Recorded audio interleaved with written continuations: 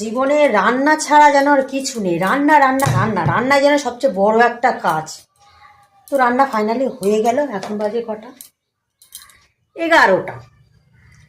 তো সকাল থেকে এখনো কিচ্ছু খেতে পারিনি, কেননা রাতে ঘুম হয়নি। আজকে একটু লেট করে ঘুম থেকে উঠেছি।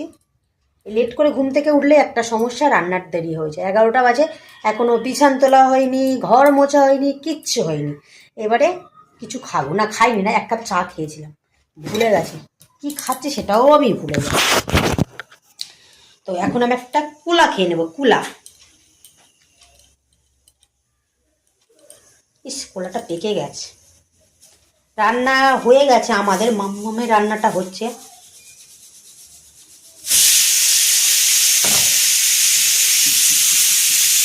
এই পেঁপেটা দেখতে এত সুন্দর, মানে গঠনটা, বাট কালারটা এত সুন্দর, কিন্তু খেতে জলসা। কিছু কিছু মানুষ যেমন ওপর থেকে দেখতে কত সুন্দর, ভিতরটা ফাঁপা, সেম হলো এর কেস। পেঁপেটার গঠন সুন্দর, রং সুন্দর, একটা দুটো মেয়ে মেয়ে ছেলের আছে না, দেখতে সুন্দর চকচকে, কিন্তু ভিতরে ফাঁপা, সেম এই জল এর কেস তাই। দেখতে পাবো তো, মানে দেখলেই ঘেসে প্রেমে পড়ে যাবে, বাট প্রেমে পড়ার পরে সে ফেসে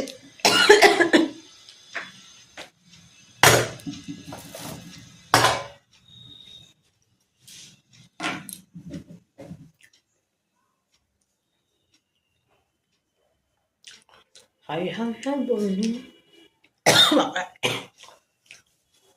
কে নাম করছে রে আমার?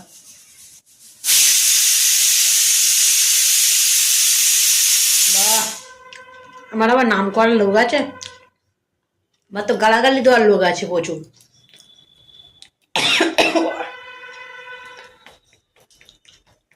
উফ, আর গালাগালি করিস না।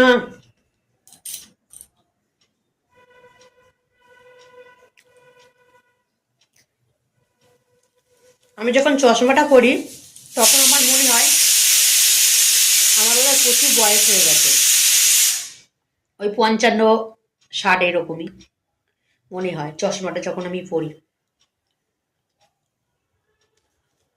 ভাইয়ের এবার কলা খাওয়া হয়ে গেছে, এবার আমি একটু ওপরের দিকে যাব, ওপরের কাজগুলো টুকটাক করব। শেষ।